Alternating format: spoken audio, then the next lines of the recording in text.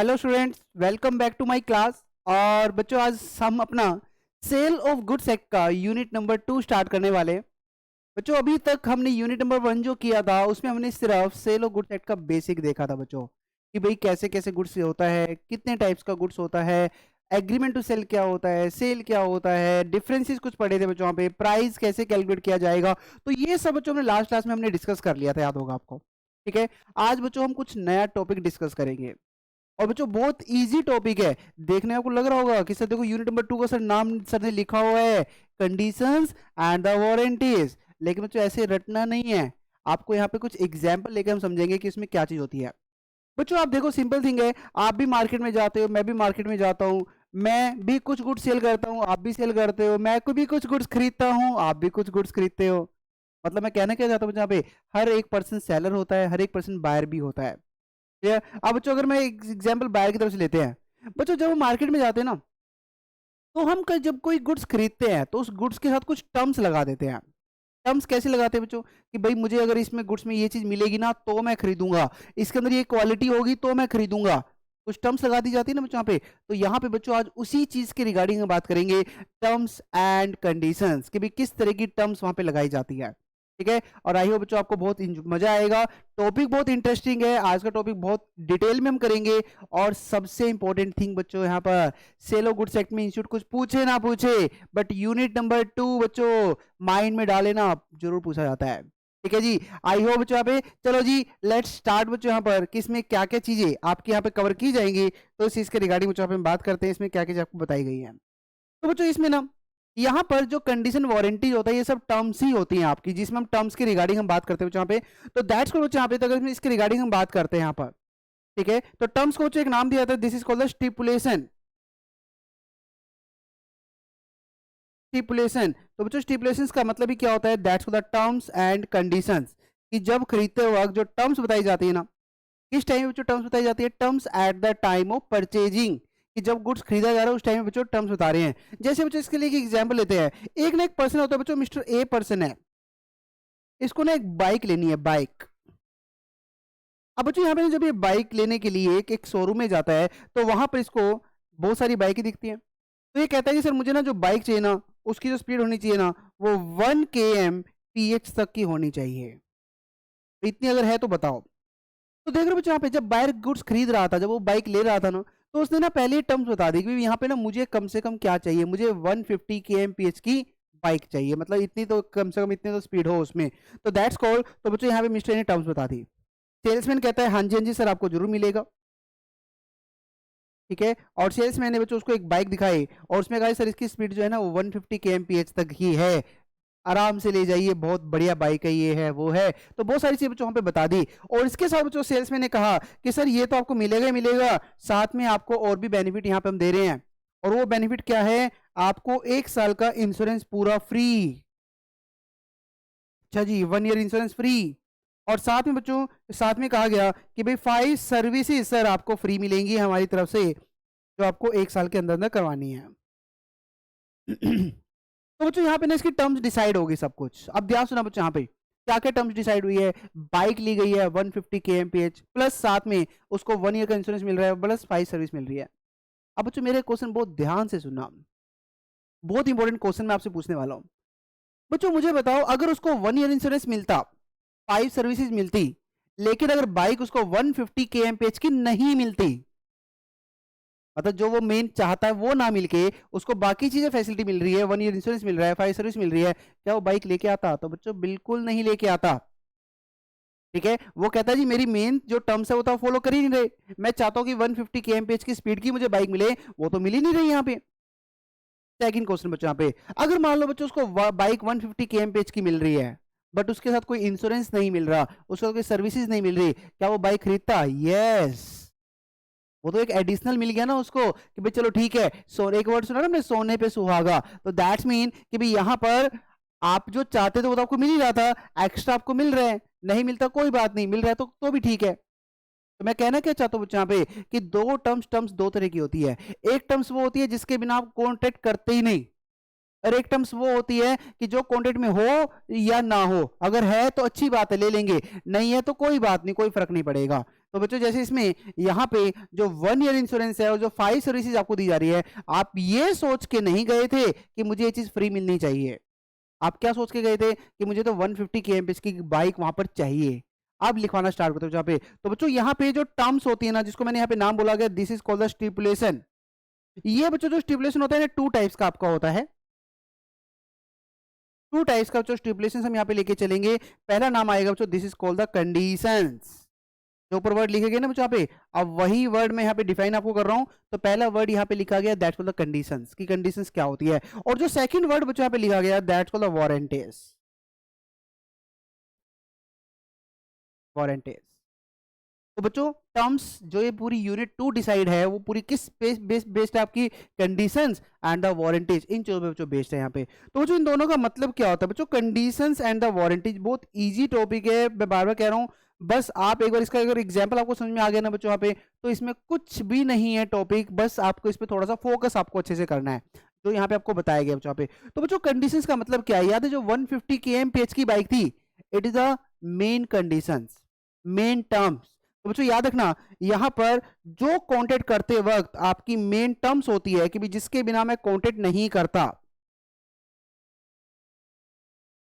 Main terms of the contract बच्चों, this is called the conditions.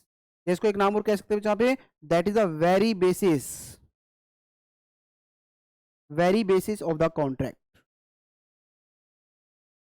ठीक है जी। तो मतलब जिसके बिना बच्चों बायर कोई गुड्स खरीदता ही नहीं, उसको बच्चों यहाँ पे क्या नाम दिया गया, this is called the conditions. जैसे यहाँ पे एग्जांपल लिया गया ना कि जिसमें 150 kmph उसकी मेन कंडीशन थी, चाहे सब कुछ हो जाए बट अगर 150 kmph की बाइक नहीं होगी ना, तो वो बिल्कुल भी नहीं खरीदेगा। ये चीज याद रखना बच्चों, दैट्स कॉल्ड द कंडीशंस। ठीक है यहाँ पे जो आपको बताया गया।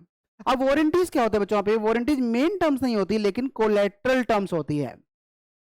ठीक है जी, मिल गई तो सही है, नहीं मिली तो कोई बात नहीं। तो मतलब collateral terms of the contract, ये वो कॉन्ट्रैक्ट से जुड़ी तो हुई है और आपको मिलेंगी, बट नहीं भी मिलती, मतलब अगर आपको आपकी मेन टर्म्स पूरी हो रही है, एक्स्ट्रा वाली नहीं हो रही है, तो कोई फर्क नहीं पड़ता आपको। और अगर मिल रही हैं तो छोड़ेंगे नहीं जी, अपनी टर्म्स तो पूरी लेकर चलेंगे हम। तो बच्चों मेन टर्म्स वहां पे आपको लेकर चलनी है, दैट्स अ पॉइंट जो आपको यहाँ पे बताया गया। ठीक है, दोनों टर्म्स यहाँ पे लेकर चलनी है, बट आप पूरा पूरा किस पे डिपेंड थे, कंडीशंस पे डिपेंड थे। मेन आपको चलो ठीक है जी, वारंटीज आपको मिल गई, मतलब कुछ कोलेटरल टर्म्स मिल गई, तो छोड़ेंगे नहीं उसको। तो बच्चों दोनों मेन डिफरेंस याद रखना, कंडीशंस में और वारंटीज में। अब बच्चों कंडीशन में लेके चलते वन बाय वन। यहाँ पे बच्चों आपको ना ये दे दिया गया, चलो ठीक है जी, कंडीशन दे दी गई, आपको कहा जी बाइक बहुत अच्छी है, 150 kmph की स्पीड है, आप ये बाइक चला कर तो देखो सर मजा आ जाएगा। आपने बाइक चलाई, 70 से ऊपर स्पीड ही ना जाए, धोखा हो गया, आपका फ्रॉड हो गया। मतलब आपके बच्चों क्या कर दिया गया, ब्रीच कर दिया गया, breach of the conditions. Conditions में बच्चों ब्रीच किया गया, कंडीशंस में जो आपकी मेन टर्म्स थी, उसने धोखे से आपको गुड्स दे दिया, जबकि उसमें वैसा तो कुछ था ही नहीं। अब आप बच्चों यहाँ पे ध्यान सुनना, इसमें अब क्या होगा, आपने जिस पर्पस के लिए गुड्स खरीदा था, उस पर्पस के लिए तो गुड्स यूज हुआ ही नहीं, यूज ही नहीं हुआ बच्चों उस पर्पस के लिए। तो अब क्या करें इस केस में, तो बच्चों यहाँ तुम सीधा कहेंगे ना, भाई साहब मेरा गुड्स खरीदने का फायदा ही क्या हुआ, फिर पकड़ो अपना गुड्स वापस, मेरे पैसे मुझे वापस दो। ठीक है, तो उसको क्या बोलेंगे बच्चों, this is called the breach of conditions, breach of condition. तो बच्चों यहाँ पर ना जो बायर है, बायर क्या गलत हुआ ना बच्चों, बायर के साथ, बायर के पास बच्चों दो ऑप्शन होती है यहाँ पे, या तो उसको कहेगा कि भाई पकड़ो अपना गुड्स वापस,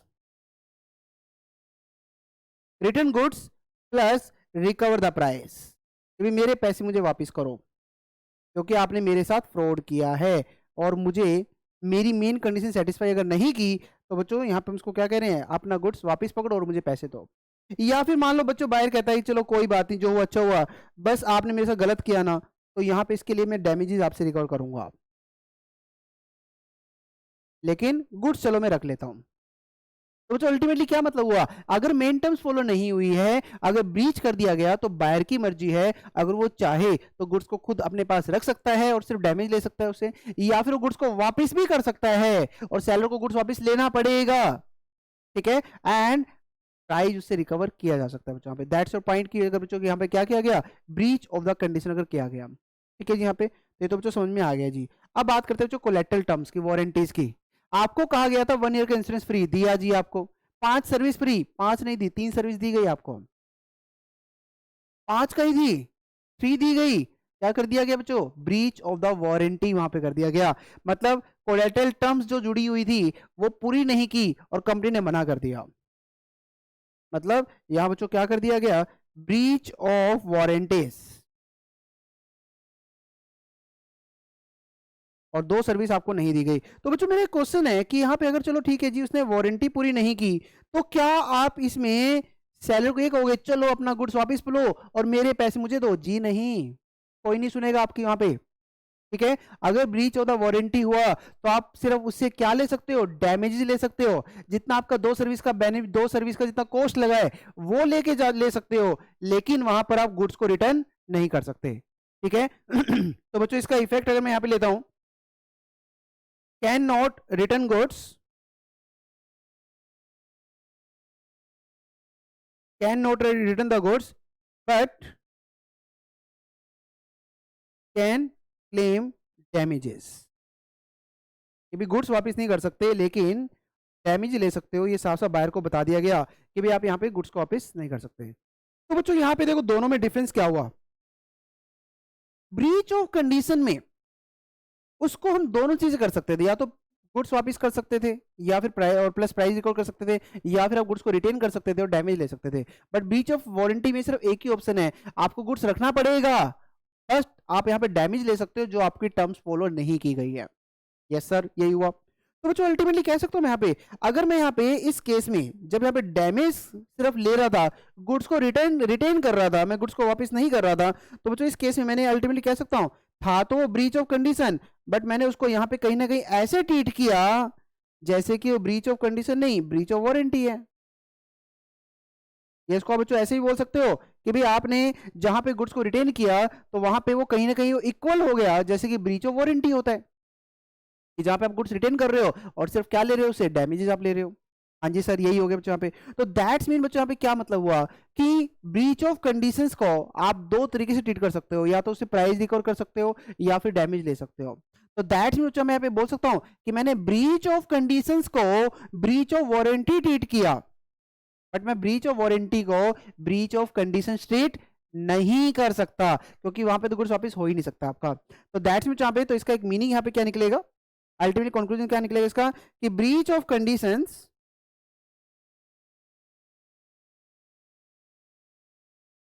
treat as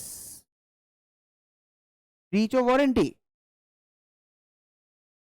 breach of condition वहां पे ट्रीट किया जा सकता है as the breach of warranty, but breach of warranty,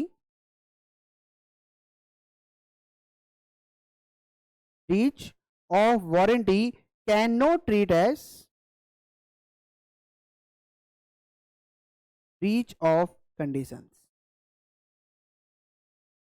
तो बच्चों एग्जाम में ना कई बार ये एग्जिट लाइन आपको दे दी जाती है और आपसे कहा जाता है जिस पे कमेंट करो, तो अल्टीमेटली वहां पे बच्चों आपको ये पॉइंट बताना पड़ेगा कि कहाँ कहाँ पे हम कंडीशंस को वारंटी की तरह हम उसको ट्रीट करते हैं, वहां पे आप ये सारी चीज़ वहां पे आप बताओगे।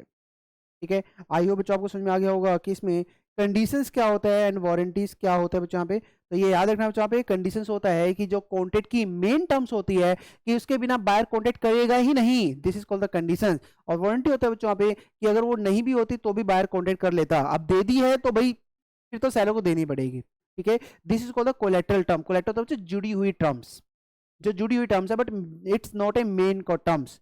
ठीक है, यहाँ पे मेन टर्म्स नहीं है जहाँ पे। तो दैट्स को यहाँ पे कि भाई गुड्स रिटर्न करेगा अगर ब्रीच करता है, या फिर से प्राइस रिकवर करेगा और प्लस डैमेजेस। ठीक है, यहाँ पे जो आपको बताया गया। और लास्ट में यहाँ पे कि ब्रीच ऑफ कंडीशंस को ब्रीच ऑफ वारंटी ट्रीट किया जा सकता है, बट ब्रीच ऑफ वारंटी को बच्चों यहाँ पर ब्रीच ऑफ कंडीशन ट्रीट नहीं किया जा सकता। दैट्स योर पॉइंट जो आपको यहाँ पे बताया गया, इसमें क्या क्या चीज़ आपके यहाँ पे रहेंगे। ठीक है, आओ बच्चों इसको नोट्स में हम पढ़ेंगे, नोट्स में क्या क्या चीज़ें आपको दी गई है कंडीशंस एंड द वारंटीज में क्या क्या आपको बताई गई है। तो जो देखो यहाँ पे साफ साफ बता दिया गया कि जो स्टिपुलेशंस होता है ना, स्टिपुलेशन का मतलब मैंने आपको बताया था, जो टर्म्स होती हैं वो दो तरह की होती हैं, एक होती है जी कंडीशन और दूसरी होती है वारंटी। ठीक है, अब ये बच्चों आपको पूरा पढ़ने की जरूरत नहीं है, मेन आप यहाँ पे पढ़ेंगे कंडीशंस एंड द वारंटी, जो मेन पढ़ेंगे जो आपको दिया गया है। और एग्जाम के लिए बच्चों मैं बार बार कह रहा हूँ, it's a very very very important topic, और एग्जाम में कई बार ये पूछा जा चुका है, तो आपको बहुत अच्छे तरीके से बच्चों करके जाना है ये। ठीक है जी। तो बच्चों चलो पढ़ते इसमें क्या लिखा गया, इफ द स्टिपुलेशंस फॉर्म्स, स्टिपुलेशन वही ना बच्चों, टर्म्स जो क्या फॉर्म करता है, वेरी बेसिस, जो मैंने कहा था ना main terms of the contract या फिर essential to the main purpose of the contract, कि जो कॉन्ट्रैक्ट खरीदने का मेन पर्पस है, कॉन्ट्रैक्ट करने का जो मेन पर्पस है, उसका सबसे important terms, this is called the condition, this is called the condition.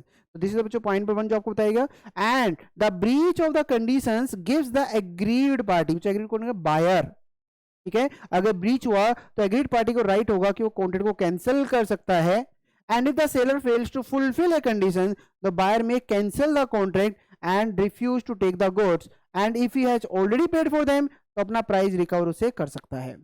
और साथ में बच्चों क्या ले सकता है, he can also claim for the breach of the contract, तो साथ में वो डैमेजेस भी वहां पे ले सकता है, दैट्स अ पॉइंट, ठीक है। तो बच्चों यहाँ पे साफ बता दिया गया कि अगर ब्रीच ऑफ द कंडीशन होगा तो वहां पर पार्टी क्या कर सकती है, कॉन्ट्रैक्ट को कैंसिल कर सकती है और वहां पर अपने पैसे रिकवर कर सकती है। दिस इज योर पॉइंट जो चौक में बताया गया है।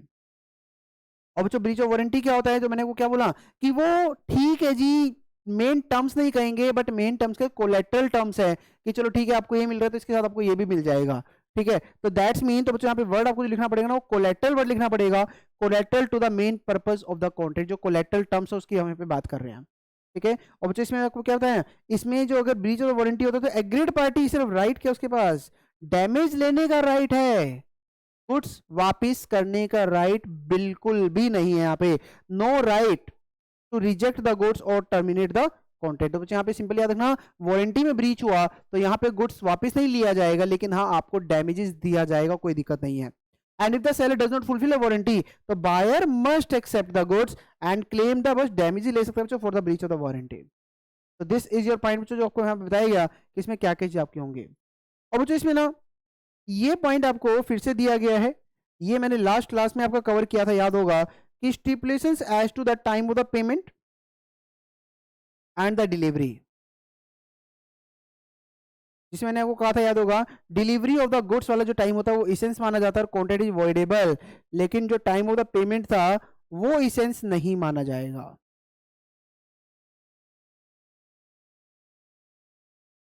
डिलीवरी ऑफ द गुड्स, तो दिस इज योर पॉइंट बच्चों, जो आपको यहाँ पे बताया गया कि इसमें क्या क्या चीजें आपके यहाँ पे फॉलो की गई हैं, क्या क्या चीजें आपको यहाँ पे बताई गई हैं। आई हो बच्चों आपको समझ में आ रहा होगा इसमें मैं क्या क्या चीजें आपको कहने की कोशिश कर रहा हूँ, डिस्कस कर रहा हूँ कि इसमें स्टिपुलेशंस में। और बच्चों एक चीज याद रखना, अगर आपको जब तक ये कंडीशन वारंटी का मीनिंग क्लियर नहीं होगा ये पूरा यूनिट आपको समझ में नहीं आएगा, पहले बता रहा हूँ मैं आपको। तो आपको बच्चों बहुत अच्छे तरीके से पहले कंडीशन एंड द वारंटी, ये दोनों वर्ड बहुत अच्छे तरीके से देखने पड़ेंगे कि इसमें कहना क्या चाहता है, ठीक है। यहाँ पे आइए बच्चों को समझ में आ गया होगा। आओ बच्चों एक बार इसका डिफरेंस और देखते हैं कि इसमें क्या क्या डिफरेंस आपको दिया गया है, difference between the conditions and the warranties. तो देखो यहाँ पे फर्स्ट वन, ये कौन सी टर्म होती थी, ये एसेंशियल टर्म होती थी सर, ये सिर्फ क्या होती थी बच्चों, कोलेटरल टर्म्स होती थी। एग्रीड पार्टी बच्चों चाहे तो यहाँ पे कॉन्ट्रैक्ट कैंसिल कर सकता है, लेकिन यहाँ पे सिर्फ क्या ले सकता है, damages only, but can not cancel the contract in the case of warranty. बच्चों ब्रीच ऑफ कंडीशंस को can be treated as a breach of warranty, but breach of warranty can not be treated as the breach of condition, आप उसको breach of condition treat बिल्कुल भी नहीं कर सकते। This is your point जो आपको ट्रीटमेंट में यहाँ पे बताया गया है, यहाँ पर क्या क्या चीजें आपके यहाँ पे कवर की गई हैं। लो बच्चों आज का सबसे इंपॉर्टेंट टॉपिक आपका आ गया ये भी, कि ब्रीच कंडीशंस को वारंटी कब ट्रीट किया जा सकता है।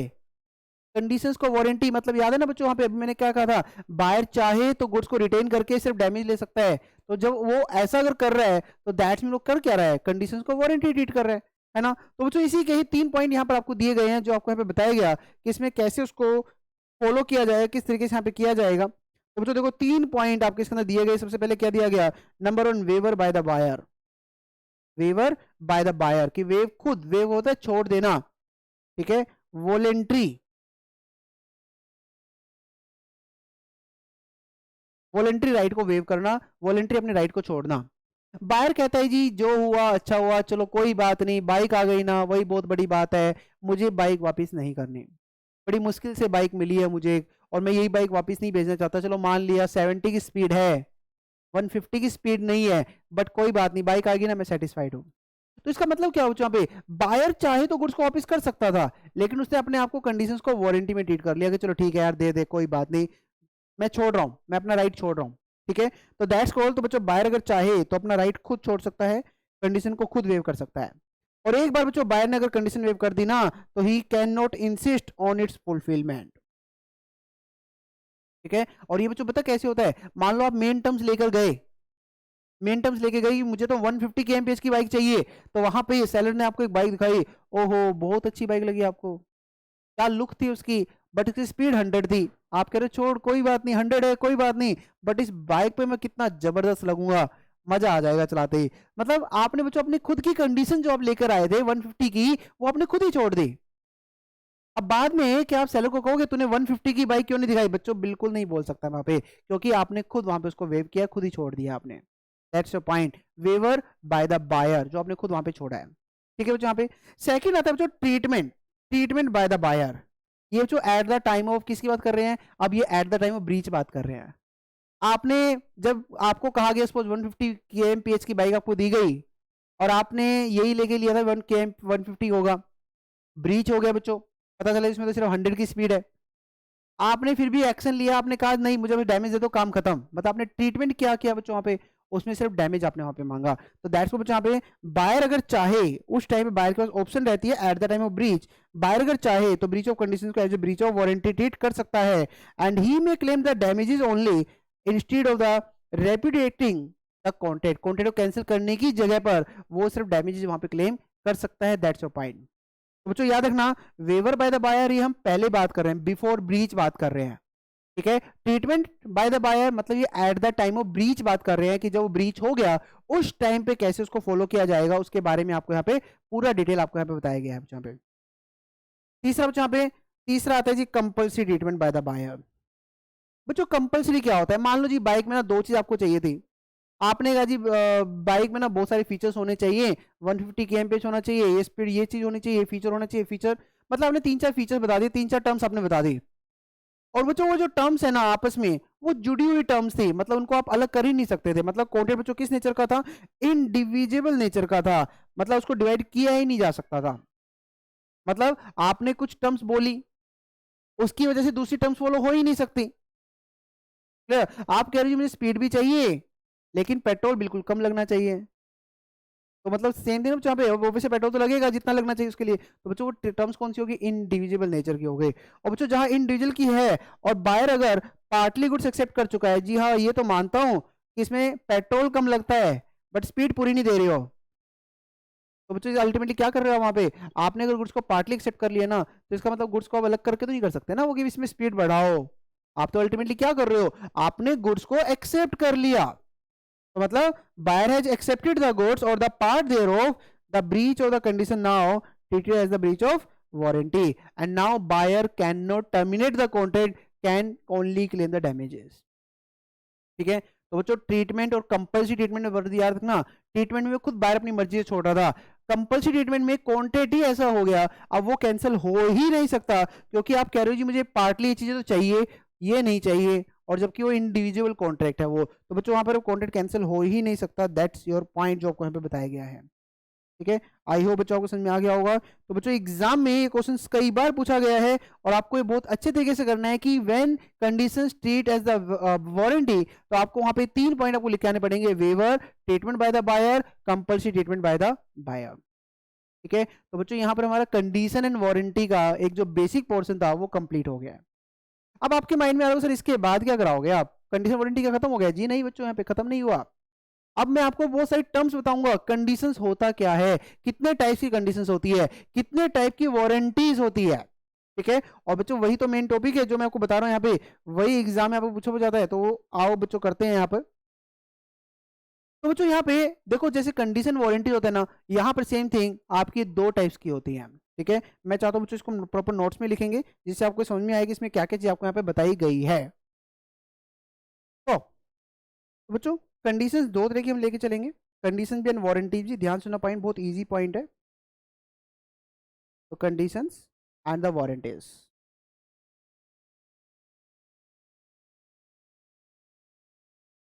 तो बच्चों कंडीशन दो तरह के हम यहाँ पे लेते हैं। Number one, that is called the express conditions.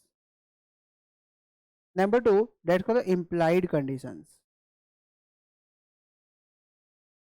Implied.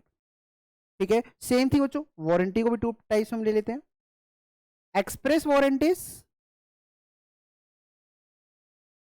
implied warranties. Express warranty and the implied warranties. अब जो एक्सप्रेस कंडीशन क्या होता है, नाम से एक्सप्रेस, एक्सप्रेसली डिफाइंड, जिसको साफ साफ डिफाइन कर दिया गया है, उसको यहाँ पे नाम क्या दिया जाएगा, that's called the express conditions. ठीक है, सेम थिंग एक्सप्रेस वारंटी जो डिफाइन कर दिया गया। याद है भी उसने साफ साफ बोला था 150 kmph की चाहिए, बोला ना साफ साफ उसने, तो दैट्स कॉल्ड, उसको क्या बोलेंगे हम, एक्सप्रेस कंडीशंस। उसने क्या बोला था, 1 ईयर फ्री सर्विस मिलेगी, फ्री इंश्योरेंस मिलेगा, 5 फ्री सर्विस आपको मिलेगी 5, तो दैट को उसको क्या बोलेंगे, एक्सप्रेस वारंटीज। मतलब बच्चों एक्सप्रेस कंडीशन, एक्सप्रेस वारंटीज मतलब क्या होता है कि जो चीजें पहले से प्रॉपर अच्छे तरीके से डिफाइन कर दी जाती है उसी को ही एक्सप्रेस बोल दिया जाता है। ठीक है, सर इम्प्लाइड क्या होता है बच्चों, पहले एक्सप्रेस तो लिख लो भाई, चलो आओ। तो बच्चों एक्सप्रेसली का मतलब क्या लिखेंगे, जो एक्सप्रेसली डिफाइन कर दी गई है, एक्सप्रेसली डिफाइन कर दिया गया एज मेन टर्म्स। ठीक है, तो उसको क्या बोलेंगे हम, this is called the condition. Express warranty वो जहां पे जो एक्सप्रेसली डिफाइन हो चुकी है as collateral terms, collateral terms बच्चों डिफाइन हो चुकी है, तो उसको भी हम बोलेंगे यहां पर एक्सप्रेस वारंटीज। अब आ जाओ सर, अब नहीं छोड़ेंगे हम, अब पता करेंगे हम इम्प्लाइड क्या होता है, इम्प्लाइड कंडीशन क्या होता है, इम्प्लाइड वारंटी क्या होता है। बच्चों implied obviously other than express, मतलब जो कुछ नहीं बोला गया। तो ऐसे कैसे हो सकता है, कुछ नहीं बोला गया बच्चों, कुछ नहीं बोला, मैंने बोला कोई वर्ड ना बोला है, ना लिख के दिया, कुछ नहीं दिया, लेकिन फिर भी मेन टर्म्स है। यही तो मेन है ना लॉजिक बच्चों यहाँ पे, मतलब कुछ भी आपको बताया नहीं गया, बट कुछ ऐसी टर्म्स होती है बच्चों, कुछ ऐसी टर्म्स होती हैं जो चाहे कहीं पे डिफाइन भी नहीं की गई तो भी वो एक बहुत वैलिड, मतलब बहुत ज्यादा इंपॉर्टेंट कंडीशन मानी जाती हैं। तो मतलब बच्चों यहाँ पे इंप्लाइड को जो हम कहेंगे, तो बच्चों इंप्लाइड हम किसको कह रहे हैं, इंप्लाइड मैंने कहा कि जो टर्म्स एक्सप्रेसली डिफाइन नहीं की गई, not expressly defined but still main terms, वो अभी भी मेन टर्म्स बच्चों जो रहेगी उसी को बच्चों यहाँ पे क्या बोला गया, this is called the implied, implied conditions, implied conditions. Clear, अब आपके माइंड में सर ये क्या है, तो बच्चों यही तो मेन करना है। तो यहाँ पर मैं अभी आपको जो बताऊंगा, देखो एक्सप्रेस तो सिंपल थिंग है बच्चों, जो डिफाइन किया गया है वो साफ साफ बता दिया जाएगा, खत्म।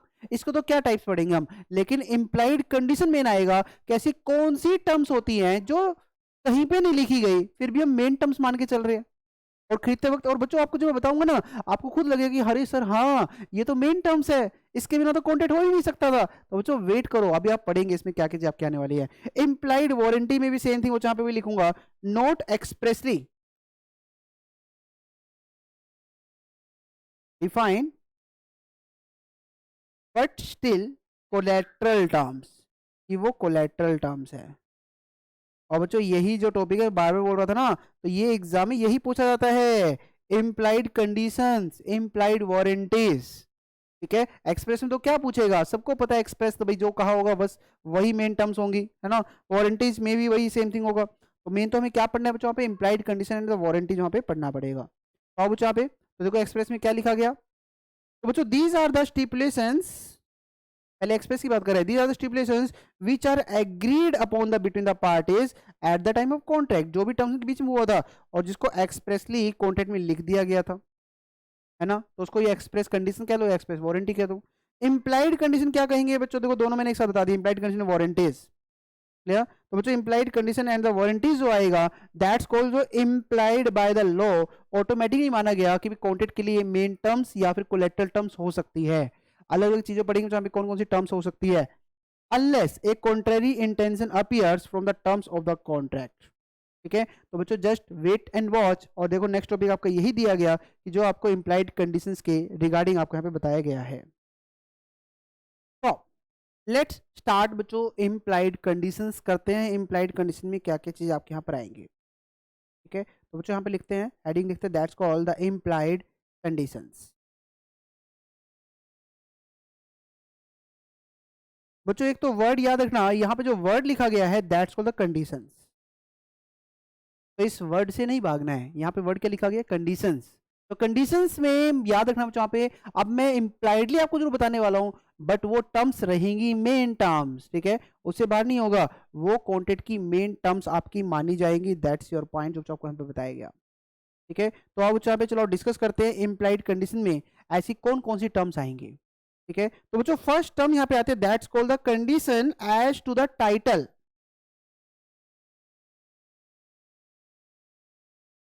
Condition as to the title. अब बच्चों एज टू टाइटल क्या होता है? बच्चों सिंपल थिंग है, एक सेलर ना आपको कुछ गुड्स सेल कर रहा है, ठीक है, यही होता है ना बच्चों यहाँ पे सेल ऑफ गुड्स सेट में यही होता है कि सेलर आपको कोई गुड सेल कर रहा है। तो बच्चों यहाँ पे हम क्या ट्रीट करके चलते हैं, हम यहाँ मान के चलते हैं कि भाई साहब अगर आप इस गुड्स को सेल कर रहे हो तो इसका मतलब आपके पास ओनरशिप होगी, तभी तो आप ये ओनरशिप इस पर्सन को ट्रांसफर कर रहे हो, है ना, ये तो मान के चल रहे हैं। अब मान लो बच्चों अगर वो गुड्स चोरी का आपको दे दे तो आप किसको लायबल बताओगे? आप सेलर को लायबल बताओगे? क्या सेलर बाद में कह सकता है जी आपने तो पूछा ही नहीं था कि ये चोरी का गुड्स है या फिर ओनरशिप का गुड्स है? तो बच्चों आंसर इज नो। वहां पर जब भी कोई गुड्स खरीदता है तो ये ऑटोमेटिकली ये मेन टर्म्स मानी जाएगी कि जो पर्सन गुड्स को बेच रहा है वो ऑब्वियस है वो गुड्स का ओनर होगा। अगर वो गुड्स का ओनर नहीं होगा तो वो ऑटोमेटिकली खुद बता देगा, और अगर वो नहीं बताता तो दैट्स मीन कि वो गुड्स का ओनर खुद ही है। तो इसका मतलब बच्चों क्या लेके चल रहे हैं यहां पर बच्चों, फर्स्ट मेन इंप्लाइड टर्म्स हम ये लेके चल रहे हैं, इंप्लाइड टर्म जो ये लेके चल रहे हैं कि सेलर हैज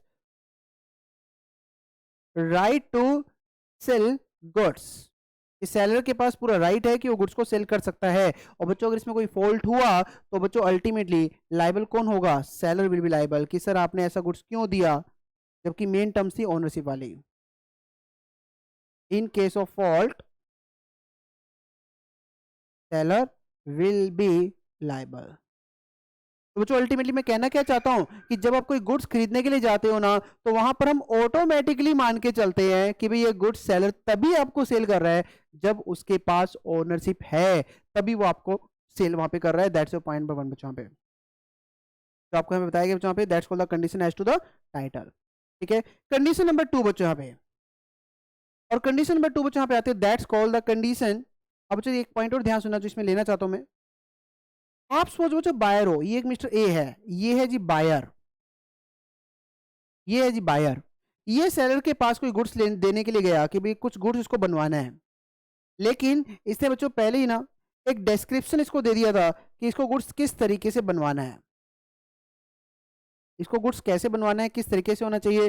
जैसे आप कई बार बोलते थे ना वहां पे जाके कि मुझे इस ऐसी डिस्क्रिप्शन का गुड्स चाहिए, आप ये भी बनाओगे आप वो भी बनाओगे, ठीक है। तो मुझे बताओ बच्चों क्या सेलर को वो डिस्क्रिप्शन फॉलो करनी पड़ेगी नहीं करनी पड़ेगी? तो आंसर यस। अगर वो गुड्स जो वो दे रहा है तो ऑटोमेटिक जो इंप्लाइड है कि भाई जैसे कहा गया उस तरीके से वैसे बनाना पड़ेगा, ठीक है। एक तो जो मेन टर्म्स बता दी जाती थी, यहाँ पे डिस्क्रिप्शन बता दी गई है, ये नहीं बताया कि कौन सा गुड्स चाहिए, डिस्क्रिप्शन बता दीजिए मुझे ये चाहिए मुझे ये चाहिए। तो सेलर क्या करेगा बच्चों, वो सारी चीजें डिस्क्रिप्शन जो बताई गई है उसके बेस पे एक गुड्स बना के आपको देगा। उसको बच्चों यहाँ पे मैं कहना क्या चाहता हूँ, पॉइंट नंबर जो 2 में बच्चों यहाँ पे आएगा that's called the condition as to description, कि भाई जैसे डिस्क्रिप्शन दिया गया है गुड्स उसी के अकॉर्डिंग होना चाहिए जैसा वहां पे बताया गया था।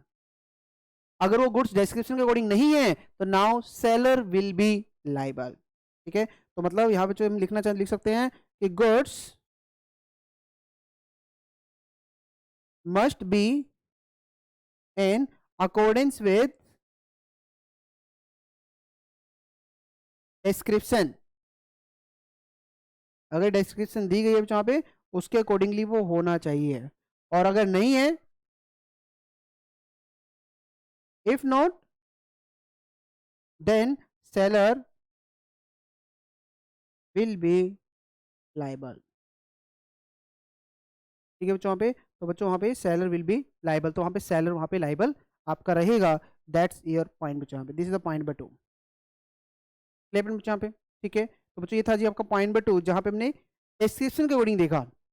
अब जो उसको डिस्क्रिप्शन दे दिया तो क्या सेलर ये कहेगा कि भाई साहब बोल के क्यों नहीं गए कि डिस्क्रिप्शन के अकॉर्डिंग ही चाहिए? अरे भाई ऑटोमेटिकली है ना, डिस्क्रिप्शन दे दिया तो आप उसके अकॉर्डिंग तैयार करोगे ही करोगे, है ना। तो this is the point number 2 बच्चों यहाँ पे कि उसके अकॉर्डिंगली वहां पे आपको रेडी करना पड़ेगा। दैट्स योर पॉइंट नंबर 2 बच्चों यहाँ पे। पॉइंट नंबर 3 बच्चों यहाँ पर, पॉइंट नंबर 3 बच्चों यहाँ पे अब एक सिंपल थिंग है जी, सेम थिंग अगर एग्जाम्पल लेता हूँ। अब मिस्टर ए क्या करता है बच्चों, जो सेलर को ना एक पहले डिस्क्रिप्शन देके गया, अब एक सैंपल अप्रूव करके गया कि जी मुझे तो इस सैंपल के अकॉर्डिंग गुड्स चाहिए, सैंपल के अकॉर्डिंग वो होना चाहिए। अब बच्चों सेलर की ड्यूटी क्या है कि जो सैंपल वो देके गया है तो गुड्स उसके अकॉर्डिंग होगा या नहीं होगा, तो बच्चों आंसर यस, गुड्स उसके अकॉर्डिंग ही होना चाहिए।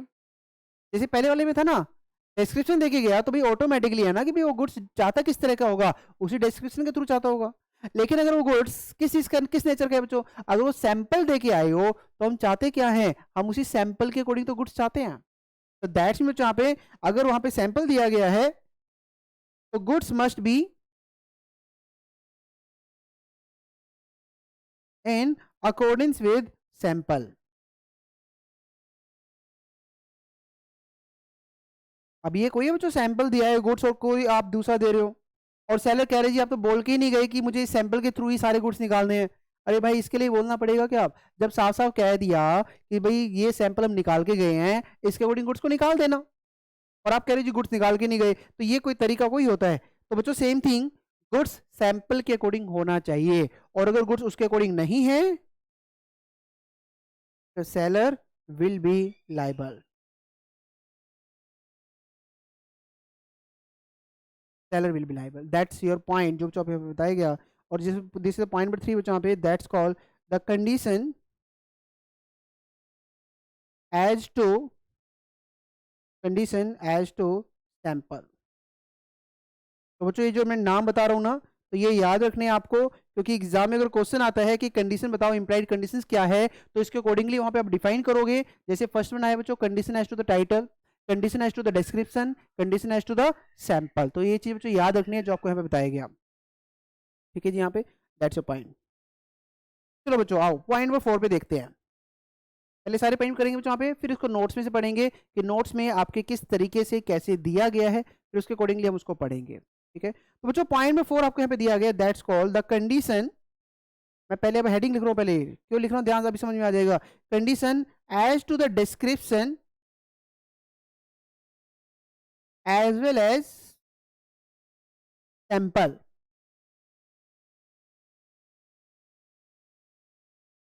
Condition as to the description as well as the sample. अब इसका मतलब क्या है बच्चों, देखो मैंने पॉइंट नंबर 2 और 3 को मर्ज करके बता रहा हूँ मैं आपको। मतलब पहले वाले में सिर्फ ओनली क्या था, डिस्क्रिप्शन था, पॉइंट नंबर 2 में ओनली क्या था बच्चों, सैंपल था। अब जो पॉइंट नंबर 4 आपका आ रहा है ना, इसमें उन्होंने दोनों चीजें ले ली। मतलब मिस्टर ए ने बच्चों यहाँ पे सेलर को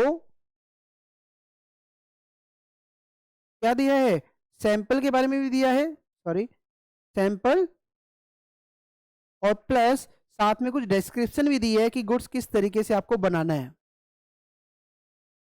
अब बच्चों ऐसे तो पॉइंट बताने की जरूरत नहीं है, आप अब समझ गए होगे, इतना तो मुझे पता है आप लोग बहुत इंटेलिजेंट बच्चे हो, और आपको समझ में आ गया होगा मैं यहाँ पे कहना क्या चाहते हैं सर। तो बच्चों सिंपल थिंग, जब दोनों चीजें दे दी गई, सैंपल भी बोल दिया गया, डिस्क्रिप्शन बोल दी गई, तो बच्चों सेलर की क्या ड्यूटी है, दोनों चीजें फॉलो होनी चाहिए। ठीक है, तो बच्चों क्या क्या बताया गया, सैंपल एंड डिस्क्रिप्शन। ठीक है, और बच्चों मान लो सैंपल फॉलो कर लिया, डिस्क्रिप्शन फॉलो नहीं की, या सैंपल फॉलो नहीं हुआ डिस्क्रिप्शन फॉलो हो गई, या दोनों ही फॉलो नहीं हुए। ठीक है, और या फिर फोर्थ सीजन तो बहुत सिंपल है, वो तो भाई फॉलो कर लिया फिर तो ठीक ही बात है, फिर तो कोई बात नहीं। मेन हम इसकी बात कर रहे हैं यहाँ पे, 3 चीजों की। मतलब मेरा कहना क्या चाहते हैं बच्चों यहाँ पे, अगर आप सैंपल फॉलो कर रहे हो बट डिस्क्रिप्शन फॉलो नहीं कर रहे हो, डिस्क्रिप्शन फॉलो कर रहे हो बट सैंपल फॉलो नहीं कर रहे, या दोनों ही फॉलो नहीं कर रहा सेलर, तो भाई साहब ये तो गलत बात है ना, ये तो आप गलत कर रहे हो। जब वो देखे गया, देखे क्यों गया है वो, इसीलिए देखे गया है ना ताकि आप इस चीज को फॉलो करो। ठीक है, मान लो जी बोल के नहीं गए आप बट सैंपल डिस्क्रिप्शन देके चले गए, तो इसका मतलब ही क्या हुआ कि बायर चाहता क्या है, बायर चाहता है कि ये सैंपल भी यूज हो, साथ साथ में डिस्क्रिप्शन भी यूज हो। तो आप अपनी मर्जी से कोई करोगे कि भी ठीक है जी चल दो ऐसे कर देंगे, जी नहीं। तो दैट्स को यहाँ पे हम यहाँ पे क्या बोलेंगे, अगर ऐसी कोई सिचुएशन बनती है कि जहां पे उसने एक भी चीज फॉलो नहीं की, हो सकता है सैंपल फॉलो कर दिया, डिस्क्रिप्शन फॉलो नहीं किया, मतलब कुछ भी ऐसा, तो उस केस में बच्चों ना हो, seller will liable,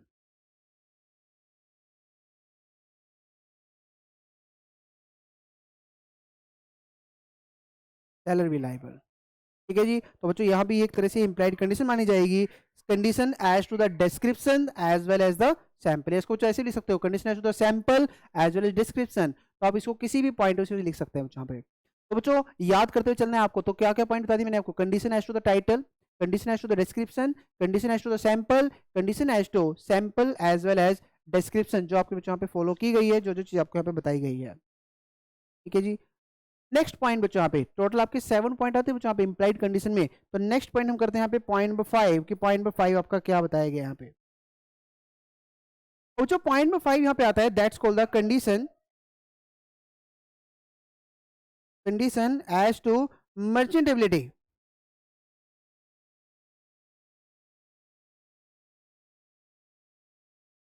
condition as to the merchantability. अब जो मर्चेंटेबिलिटी क्या है सबको पता है जी। मर्चेंटेबिलिटी मतलब बिकने लायक गुड्स। ठीक है, बिकने लायक गुड्स। मान लो बच्चों एक सिंपल एग्जांपल लेता हूं, मैं ना एक फैन लेने गया, फैन, पंखा। ठीक है, अब वो पंखा बच्चों काम ही नहीं कर रहा था। इसका मतलब क्या हुआ? क्या वो फैन ऑफिस से मैं खराब फैन लेने गया था? जी नहीं। फैन अगर लिया है तो इसका मतलब चलने वाला तो होना चाहिए ना। अब ये फैन काम ही नहीं कर रहा, तो who will be liable? Obviously तो सेलर विल बी लाइबल। तो मतलब सेलर को आप एक्सप्लोर कोई करोगे कि मुझे चलने वाला फैन चाहिए, पॉइंट। तो वहां तो ऑब्वियस है, अगर फैन ले रहे हो तो ऑब्वियस सही गुड सिचुएशन में आप मांग रहे होगे। तो मतलब ये भी बच्चों ऑटोमेटिकली इंप्लाइड है कि जो गुड्स आप खरीद रहे हो must be in the good position, या गुड क्वालिटी भी बोल सकते हो, चाहे गुड पोजीशन भी आप बोल सकते हो कि वो गुड्स जो होना चाहिए वो गुड पोजीशन में होना चाहिए। और अगर गुड्स अच्छी पोजीशन में नहीं है तो नाउ बच्चों हम क्या बोलेंगे यहाँ पे? Seller will be liable. उस केस में सेलर वहां पर लाइबल आपका रहेगा, उसी के ऊपर ये टर्म्स वहां पे लग जाएंगे। और पॉइंट जहाँ पे तो जब भी कोई गुड्स खरीदते हैं जहाँ पे, तो वहां पे हम क्या बोलते हैं कि उसकी जो क्वालिटी होनी चाहिए वो ऑब्वियसली गुड होनी चाहिए, जिससे हम उस चीज को, जिस पर्पस के लिए गुड्स खरीद रहे हैं वो पर्पस जो हमारा कंप्लीट होना चाहिए। दैट्स को पॉइंट नंबर 5 जहाँ पे condition as to the merchantability. I hope बच्चों को समझ में आ रहा होगा कि इसमें क्या क्या चीज आपके यहाँ पर ली गई है। पॉइंट नंबर 6 बच्चों यहाँ पर, और देखते हैं और कौन कौन से पॉइंट यहाँ पर आएंगे। नेक्स्ट पॉइंट बच्चों यहाँ पे आ रहा है that's called the point number 6। और जो पॉइंट नंबर 6 यहाँ पे आ रहा है that's called the condition as to wholesomeness।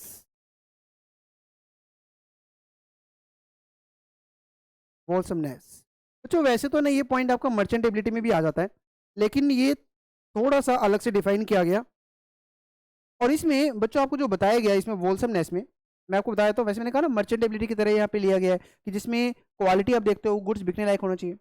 लेकिन बच्चों यहाँ पे ना इन्होंने क्या किया, ये जो पॉइंट यहाँ पे लिया ना ये सिर्फ ओनली फॉर ईटेबल थिंग्स को कवर किया, कि जो चीजें आप खाने के लिए यूज करते हो उसके लिए एक अलग से पॉइंट ले लिया गया कि जो चीजें आपको खाने के लिए भी चाहिए। अब जो मार्केट में अगर मैं कुछ खाने की चीज लेके जाता हूँ तो आप किसी को बोलते हो क्या कि फ्रेश चीज ही चाहिए? वो चलो ठीक है हम अपनी तरफ से बोल देते हैं, लेकिन हम ऑटोमेटिकली क्या एज्यूम करते हैं कि सेलर, अगर आप अभी कुछ खाने की चीज ले रहे हो तो सेलर आपको फ्रेश चीज ही देगा, फ्रेश थिंग्स ही आपको मिलेगी खाने के लिए। तो दैट्स को जहाँ पे तो वहाँ ऑटोमेटिकली आप एज्यूम करते हो कि ईटेबल थिंग्स में कि जो भी चीज आप खरीद रहे हो वो इम्प्लाइडली क्या होगा? वो फ्रेश ही होगा। और अगर बच्चों वो फ्रेश नहीं है तो बच्चों ऑब्वियस है वहां पर वो ब्रीच ऑफ द कंडीशन हो गया। आपका खाने का मेन पर्पज क्या है बच्चों? फ्रेश खाना चाहिए ना, वो मेन टर्म्स होती है। ठीक है, चाहे आप बोलो मत। तो इस केस में बच्चों अगर वो फ्रेश नहीं है तो सेलर विल बी लाइबल, तो अदरवाइज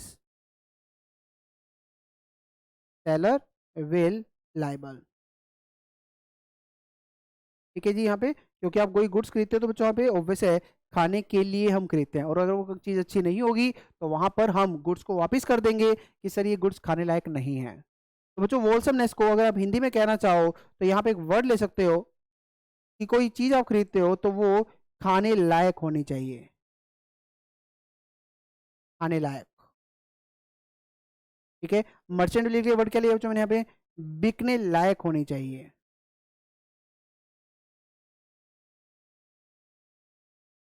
बिकने लायक। तो ये वर्ड याद रखना बच्चों, जो मैंने थोड़ा सा वर्ड लिया यहाँ पे कि इसमें मर्चेंटेबिलिटी में या फिर वोलसमनेस में क्या क्या चीज़ें आपके यहाँ पर आती है। ठीक है जी। तो बच्चों यहाँ तक हमारे 6 पॉइंट यहाँ मैंने कवर करवा दिए आपके।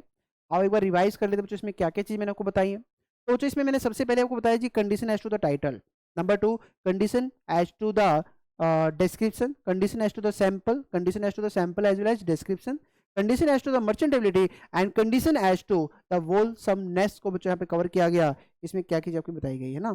आओ बच्चों पॉइंट नंबर 7 करते हैं। पॉइंट नंबर 7 देखते हैं जी क्या बताया गया। इसका इंप्लाइड कंडीशन का लास्ट पॉइंट आपको यहाँ पे क्या दिया गया है, ठीक है जी। अब बच्चों लास्ट पॉइंट जो यहाँ पे दिया गया है ना, that's called the condition as to quality और fitness.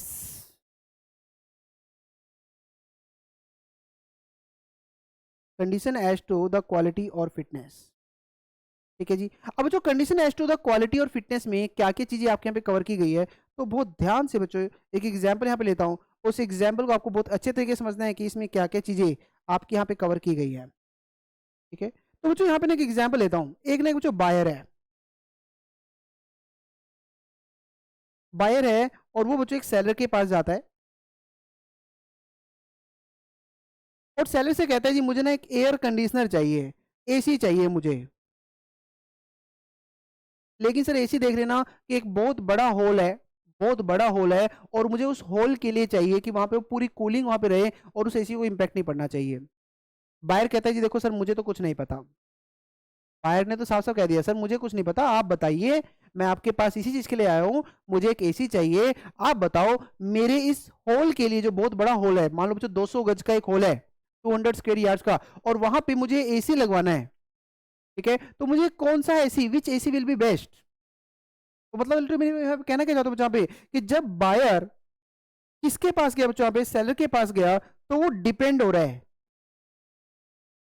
Depend on skill of seller कि सर आप बताओ मुझे कौन सा एसी लेना चाहिए, मुझे बिल्कुल भी आइडिया नहीं है कौन सा एसी यहाँ पे बेस्ट रहेगा, ठीक है। अब बच्चों यहाँ पे सेलर जो है वो दो तरह के हो सकते हैं। मान लो जी आप गए, जो जिसका काम ही यही है एसी बेचने का काम है, मतलब वो कौन हुआ बच्चों, ऑर्डिनरी सेलर हुआ, या फिर बच्चों वो एक कैजुअल सेलर हुआ।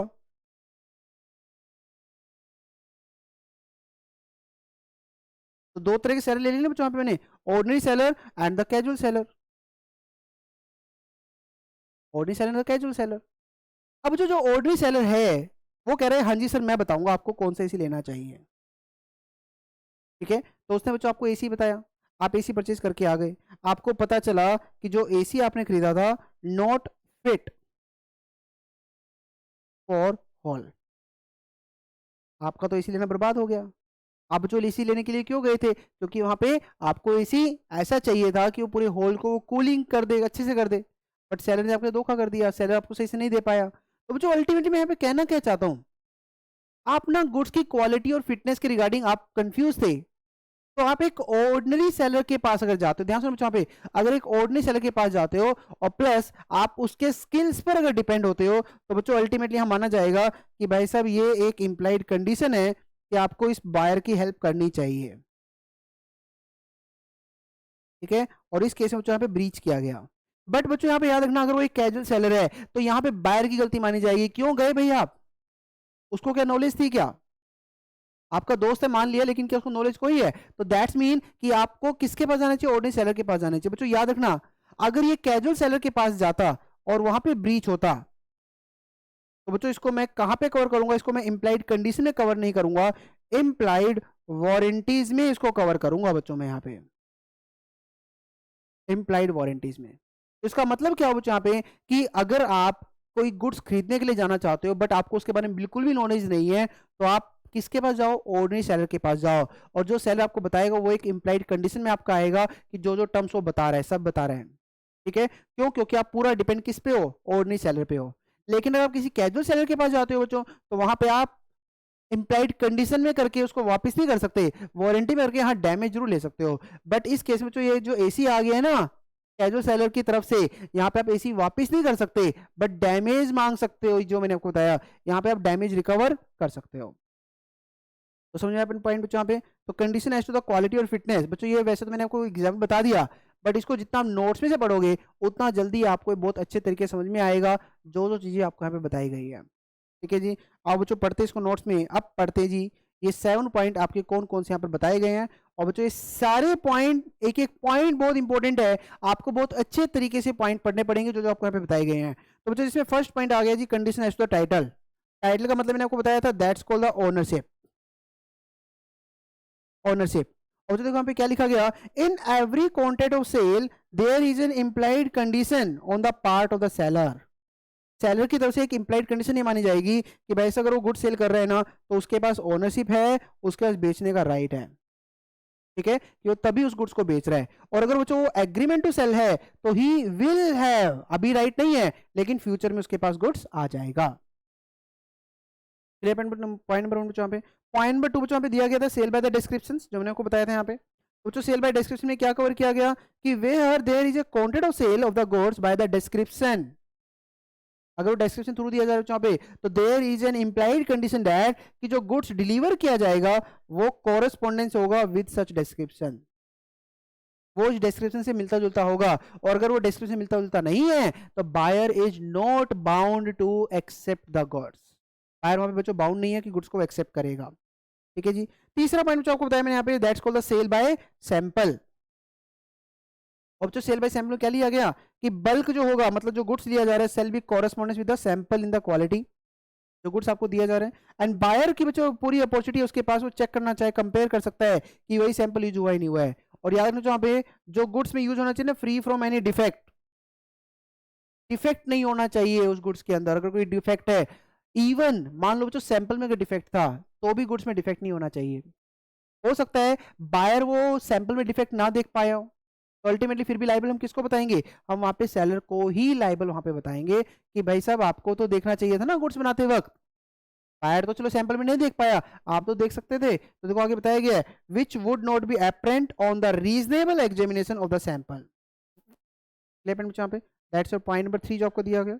पॉइंट नंबर 4 पे क्या कवर किया गया, that's called the sole sale by sample as well as the description.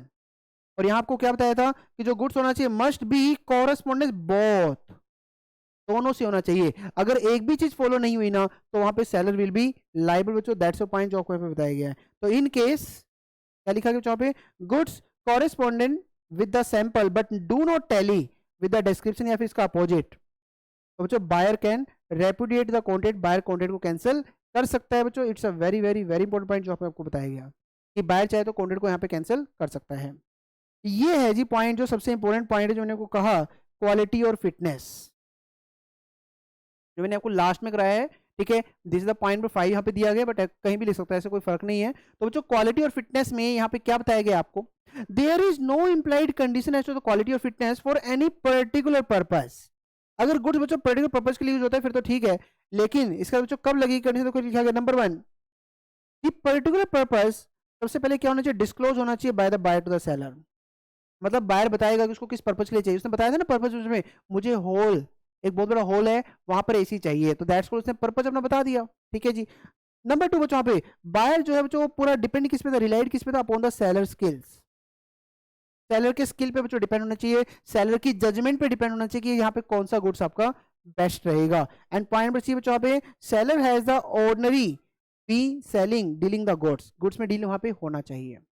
तो बच्चों एग्जाम में जब क्वालिटी फिटनेस आएगा ना तो ये 3 पॉइंट आपको लिख के आने पड़ेंगे। और इसका अपोजिट क्या बनेगा, जहां पे इंप्लाइड कंडीशन नहीं लगेगी, नंबर 1 बायर अगर डिस्क्लोज नहीं करता है, बायर अगर गुड्स कोई मांगता है पेटेंट या किसी ट्रेड नेम से मांगता है, तो सेलर क्या कहेगा, भाई साहब आप ही ने तो कहा था इस ब्रांड का आपको गुड्स चाहिए, मेरी क्या गलती है, ठीक है।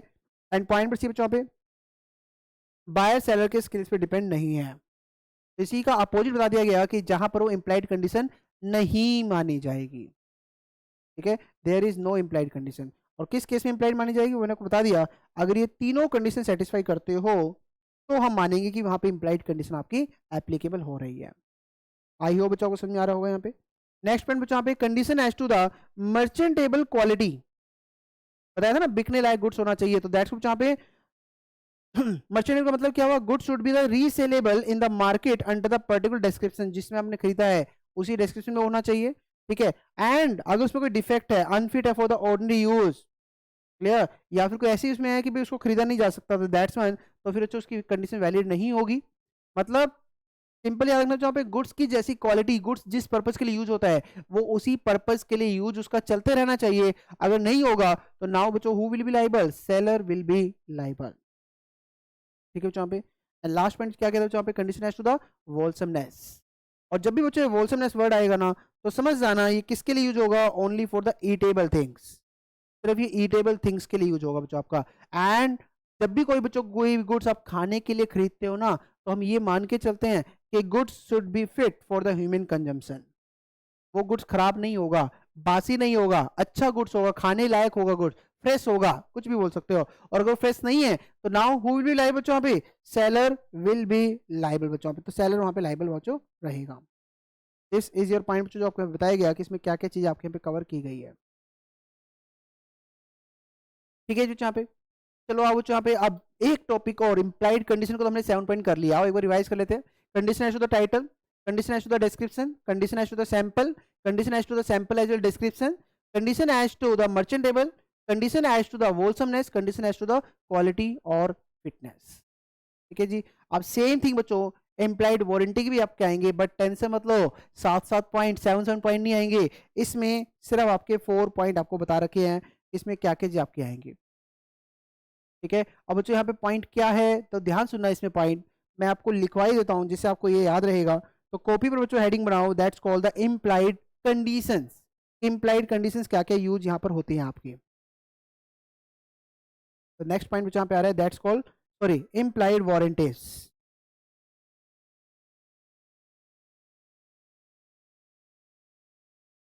अब जो इम्प्लाइड वारंटी में अगर मैं फर्स्ट पॉइंट यहाँ पे लेता हूँ, मान लो जी ठीक है सेलर के पास ओनरशिप थी, बट सेलर के पास बच्चों उसका पोजीशन ही नहीं था गुड्स का, आपका पोजीशन डिस्टर्ब हो गया, ओनरशिप डिस्टर्ब होगी तो इंप्लाइड कंडीशन में चलेगी, याद है कंडीशन इज तो टाइटल।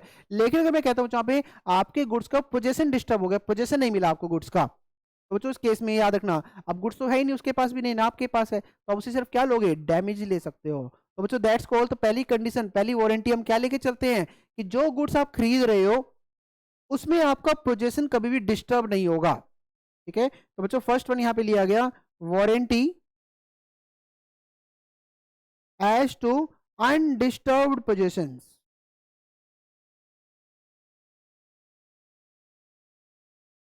कि जो गुड्स आप खरीद रहे हो उस केस में आपका जो पोजीशन है वो कभी भी डिस्टर्ब नहीं होगा, ये वारंटी हम लेके चलते हैं। ठीक है, and in case of if, या फिर ऐसे लिख सकते हैं if position disturb.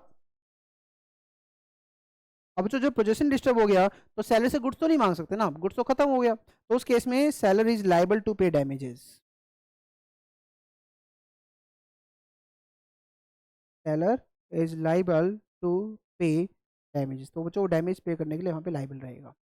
That's your point number 1 बच्चों, जो आपको यहाँ पे बताया गया इसमें क्या क्या चीज़ आपको दी गई है। ठीक है, दूसरा बच्चों यहाँ पे जब हम कोई गुड्स खरीदते हैं ना बच्चों, हम ये मान के चलते हैं, पहले मैं लिखवा देता हूँ इसका heading, warranty as to free from encumbrance. Encumbrance होता है बच्चों चार्ज, सिक्योरिटी। एक सिंपल एग्जांपल लेता हूँ बच्चों पे, मैं हूँ सेलर, मेरा एक फोन है, ठीक है, लेकिन उस फोन का बच्चों मैंने पता है क्या हुआ है, मैंने ना बाहर से लोन लिया हुआ है और उस फोन को गिरवी रखा हुआ था। ठीक है, और जो क्रेडिटर था ना वो बहुत अच्छा पर्सन था, उसने कहा ठीक है फोन को यूज करो और लोन का पेमेंट कर देना, नहीं करोगे फिर मैं आपसे फोन लेके बेच के चला जाऊंगा। मेरे पास फोन था, अब जो मैंने फोन वो आपको सेल कर दिया, आपको तो पता ही नहीं था जी, मैंने इस पे कहीं पे एज ए सिक्योरिटी रखा हुआ था, चार्ज क्रिएट किया हुआ था, तो जो बाद में जब आपको पता चलेगा तो क्या आप मुझसे डैमेज ले सकते हैं, ले सकते हैं, यस। दैट्स मीन कि जब आप कोई गुड्स खरीदते हो तो ऑटोमेटिकली हम मान के चलते हैं कि भी इस पे आपने कहीं भी कोई चार्ज क्रिएट नहीं किया होगा, मतलब आपने इसको, आपका फ्री होगा चार्ज से, एनकम्ब्रेंस बच्चों, एनकम्ब्रेंस और चार्ज एक ही बात होती है, या इस पे कोई सिक्योरिटी कहीं रखी नहीं गई होगी। और अगर कोई ऐसा होता है तो नाउ बच्चों कौन लाइबल होगा, सेलर विल बी लाइबल। ठीक है, अगर ऐसा कोई चार्ज वहां पे क्रिएट किया गया है तो बच्चों वहां पे। पॉइंट नंबर 3 बच्चों वहां पे, warranty has to disclose dangerous nature of goods. बच्चों गुड्स का जो डेंजरस नेचर है उसके रिगार्डिंग बात करें कि अगर गुड्स में कुछ भी डेंजरस चीज है तो सेलर की ड्यूटी है बच्चों बायर को बताने की। मान लो बच्चों 2 केमिकल वो खरीदा था, लेकिन वो केमिकल ना जब एक साथ रखे जाते हैं ना तो वो ब्लास्ट होता है। तो बच्चों सेलर की ड्यूटी क्या बताने की, भाई साहब इन दोनों को एक साथ मत रखना, ब्लास्ट हो जाएगा। ऐसा उसने बताया ही नहीं। तो बच्चों who will be liable to pay damages, तो seller is liable to the pay the damages. तो बच्चों ये बहुत जनरल पॉइंट है, इजी पॉइंट, तो मैंने इसलिए आपको डायरेक्ट लिखवा दिया। ठीक है, no need to learn the example, बस एक चीज याद रखनी इसमें क्या की जाती है। और बच्चों एक पॉइंट नंबर याद है 4, अभी बताया था मैंने आपको, क्वालिटी और फिटनेस का आया था, जिसमें वो क्या था, कैजुअल सेलर। याद है, अगर ऑर्डिनरी सेलर था, अभी लिखवाया था बच्चों देखो ऊपर, अगर वो ऑर्डिनरी सेलर है फिर तो कौन था, इंप्लाइड कंडीशन में। अगर वो कैजुअल सेलर तो किस में डाल रहे थे हम, इंप्लाइड वारंटी में डाल रहे थे, है ना, इंप्लाइड वारंटी में। तो दैट्स व्हाट जहां पे, तो उसको क्या बोलते हैं, बाय यूसेज ऑफ ट्रेड।